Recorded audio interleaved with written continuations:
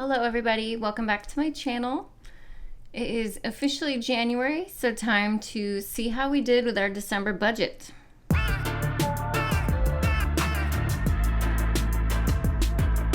Welcome back, or if you're new here, welcome to my channel. My name is Rachel and I am documenting my full debt-free journey here on YouTube. So today is going to be a review of my December monthly budget. So without further ado, let's just get started and see how it went.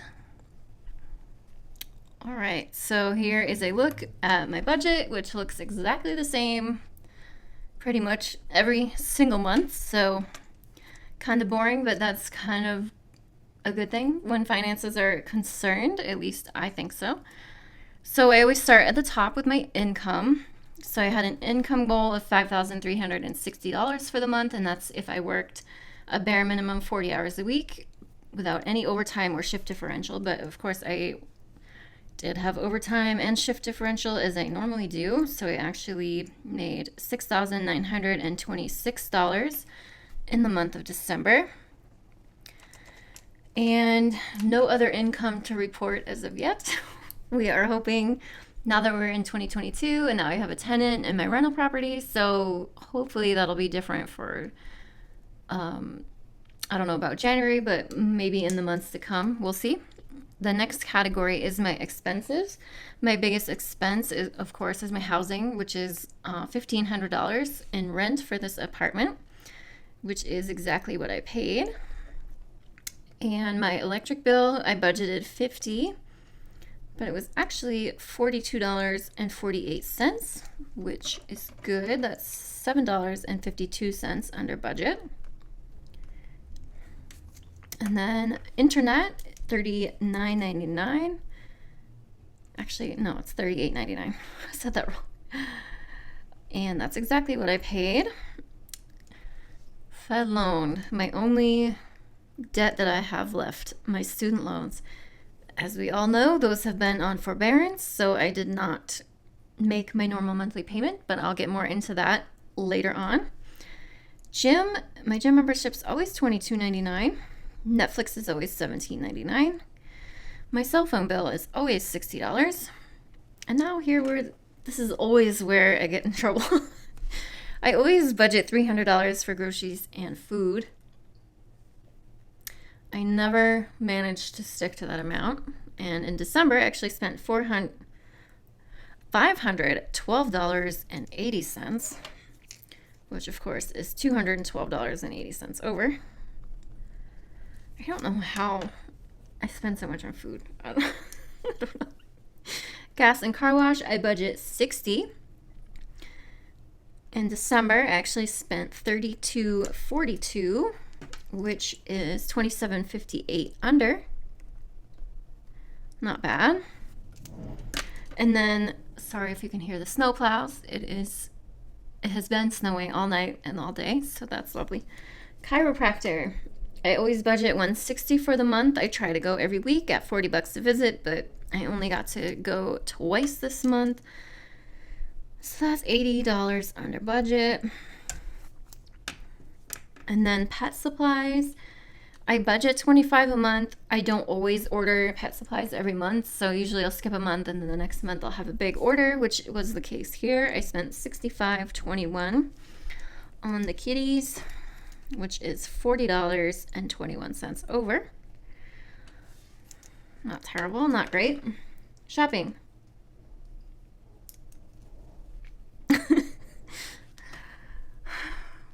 I've been pretty good with my shopping. And by shopping, I mean anything that's not in one of these categories. So sometimes it's also like toothpaste and shampoo. But I think I've been pretty good with shopping the last few months. But this month, $2,020.12. And that's not because I just buy frivolous things, okay? I didn't even calculate how much over that was, but obviously that's $1,700-ish over.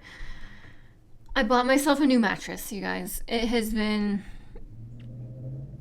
put off for too long, and I'll just say that. And The other thing I bought this month was a flight down to Florida to see my parents, which is where I realized my mattress sucks, is because their mattress in their spare room in Florida is, we'll just say it's vastly different than mine. And I was waking up without back pain, so I thought, you know what? I've been putting it off for too long. I need to buy myself a mattress. So I bought myself a mattress for Christmas, which was long overdue. And what else did I get? Oh yeah, I got an external hard drive for my computer. So they're not like frivolous shopping trips, that they're like big intentional purchases that I have been meaning to make, and I don't know why I'm justifying this so hard. It doesn't matter. $1,700 and 12 cents over. You know, Merry Christmas to me is basically what I said. So anyway, moving on. Investing. I always have a goal of investing $100 a month, and I've been sucking at that. I sucked at it in December too. I didn't invest anything. But that's because I was so aggressively focused on my student loans and apparently buying a mattress. 2022, I'm going to be better about investing. Donating, though, I did donate my $50. Whatever. I donated $50 to another YouTuber who is on her debt-free journey as well. Her channel is Personal Finances with Layla, Debt Over It, and she inspired me to start this channel. So I certainly more than blessed in my income. So I really like being able to help other people on their debt-free journey. And she is who I choose to help. And then that's really all for the repeat categories. However, this one has been a repeat offender for many months now. My rental property budgeted $0, spent $324.71, just because I have been floating the rental property, which you guys know. We just got a tenant in right at the end of December, so I shouldn't have to be floating. Well, she's already taken the electricity and the gas bill out of my name and into her name, obviously. So I may have to pay the mortgage out of pocket another month or two. I don't really know, because her rent that she's paying now is going to go to back balances that I owe to the property management company, just because they have been managing it the whole time, even though it hasn't been collecting rent. They just like have a running tally of my what I owe for them to them, I guess you could say. And so they'll just take it from the rent that she pays over the next couple months, which I'm totally fine with, and they're totally fine with. So it works for me. But not much longer that I should have to be floating that, which is very exciting. And then the next item was, oh my gosh, someone is shoveling now. I'm very sorry if you're going to hear that. Next item is the state of Missouri. They require that you pay it's what's called a healthy homes license, basically. So any rental, maybe it goes for their hotels too, I'm sure, but it's just a state inspection process that you pay every year to I believe the state goes in and looks at your property and declares it healthy for habitation, which I think is obviously pretty cool. And certainly I'm sure there's a reason for it, and probably many other areas should do that as well, because I'm sure there's some really shitty places to live out there. But anyway, that's a $20 annual renewal, which is no big deal. And then the next thing I paid for, airport parking for when I went down south. That was $49. Not bad. And then this item I did budget for, but I didn't put it in a line item really. But Pepe got neutered, and Piper got her first vet checkup, so all of her first rounds of boosters and all that, to make sure she's a healthy little girl, which she is. And all of that came to $398.11, which is just about what I figured it would be. So, but that was it for random and not random spending for the month. And then the next category is my debts, of course, my student loans, which are all with Fed Loan Servicing. When I started the month of December, the balance was $185,900.22, which is that's where the balance has been since student loans went into forbearance back in March of 2020, 2019. Oh my God. Has it been that long already? Eeh. Anyway, prior to the start of December, I had $27,100 saved to put towards my student loans whenever the forbearance ends, with a goal of $30,000 for the whole year. So I had another $2,900 to go, which of course is my goal here, and that is exactly what I did. So altogether, $30,000, which of course means I met my goal, which is exciting. And then the other part of that is, if you watch my Vlogmas series, I actually decided to dump all that money onto my student loans. And just because then at the time we thought the forbearance was going to end in January, which of course they extended it again. So I had paid 8 payments in December, totaling $25,200, and then I had scheduled out 4 more payments to clear out in January, totaling $4,800. But I actually canceled those 4 payments just because they extended the forbearance again. So I have that $4,800 still in savings. So paid now is $25,200 paid in December. And so the balance with that $25,200 paid is $160,700.22, which I will actually write in. But if you subtract the rest of the $4,800 that I had saved, it would be $155,900.22. So I'll just put that in parentheses, just because that money is there and waiting to be paid to the loans someday. But anyway, that's it for debt, thankfully. Sinking funds.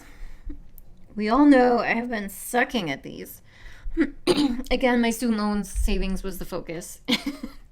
And now that we're in 2022, I do plan to divide my attention between student loans and, first and foremost, getting my emergency fund back where I would like it to be, which is kind of both of these.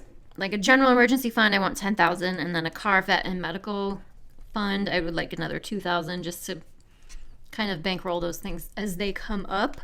So $12,000 total, but I did not contribute anything.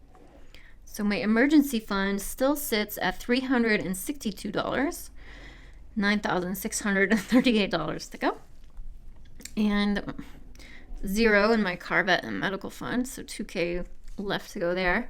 And then my Roth IRA, I have not contributed to in months. So, and I know I've said it a few times now, but I made more than the income cap, the allowable income cap, to contribute to a Roth IRA. So I actually have to talk to a CPA and see if my adjusted income is actually going to be under the cap and I'll be okay, or if I'll have to take that money back out. I don't really know how this works.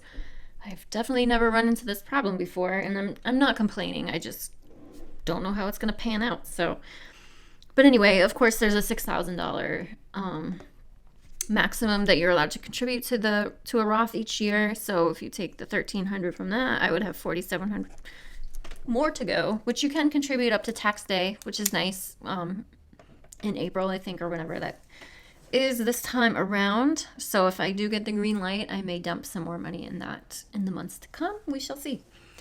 But that's really it for December. It was not that exciting, but I don't know, kind of a spend heavy month just because of that mattress and the hard drive and the flight to Florida. But other than that, not bad. I'm super happy about the debt that I can't. Oh, right. My money goal, of course, was to save that remaining $2,900 to student loans, which I did. So that is fantastic. I'm super proud of myself for that. And I'm super excited to see if I can hit that $30,000 goal again this year in 2022. hopefully, now that I'll have a full 12 months to tackle that goal instead of just the last 7. But doesn't matter. I made the goal. I'm excited. I would love to do it again this year. So if you do want to follow along, I would love if you subscribe, and certainly give this video a like if you're on your debt-free journey as well. I always appreciate your comments. You guys are so amazing and supportive, and I will see you guys in my next video.